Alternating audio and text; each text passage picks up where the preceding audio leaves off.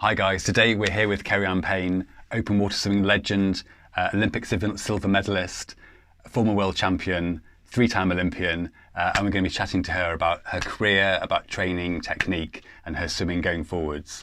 So we had a lot of questions from our readers on social media, on Facebook and Twitter and Instagram, about their training and their technique. So what sort of strengthening and conditioning would you recommend to prepare for long-distance swims of 10K and up? Long distance swims are not about building muscle. So if you were hoping I was going to say spend 1 million hours in the gym doing weights, that's absolutely not the key. What really worked incredibly well for me through my training cycle was doing cardio circuits, so making sure I was super fit so that I knew that I could do things for a really, really long time. So loads of cardio circuits, working on that system. But the other thing that had a huge benefit for me was actually doing a lot of yoga. And the reason I did a lot of yoga, and it was more of the flow yoga, so the vinyasa style, because it kept me constantly moving. It was a really solid workout, but also really strengthened all the little muscles in my shoulders, which made me definitely a more robust swimmer. This is a question for beginners, I guess. What is your top tip for transferring from the pool to the open water? The first thing is to try and take out as many barriers that are a concern to you. So if your first open water swim needs to be into a Lido, which is open air, sometimes no lanes, that would be a really good opportunity. So it's still in a pool environment, but you're taking that first step.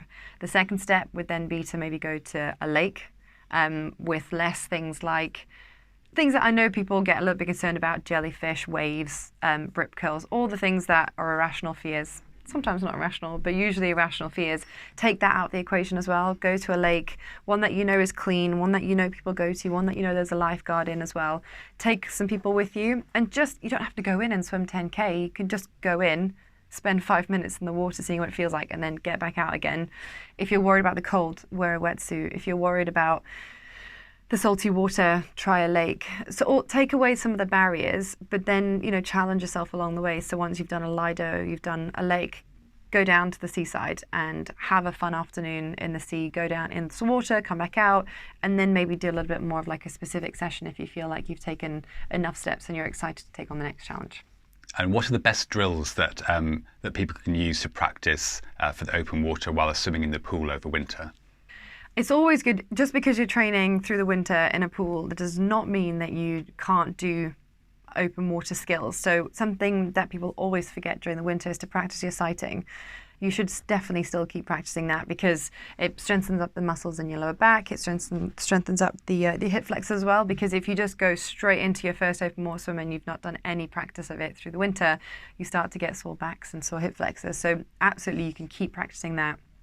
Another thing I used to always do in the pool was to do some sessions without touching the wall, because it makes it so much harder, which is good, but also it makes it more like open water swimming, and it makes the session a bit more interesting because you then have to try and find the easiest, most efficient way of trying to get around so that you can get back to the other side as well. Another good thing that you can do if you train with a group of people is to basically swim together, pack swimming. So learn all the things that I used to try and learn and do in training were always trying to make me better in the open water. And one thing I wasn't very good at, or felt like I was very good at, was pack swimming. So when we were in certain parts of cycles of training, I would ask my training group basically to take out a lane rope and we would all just swim in a group together. And it was always quite fun, actually. And I realised it wasn't anywhere near as bad as I thought it was going to be.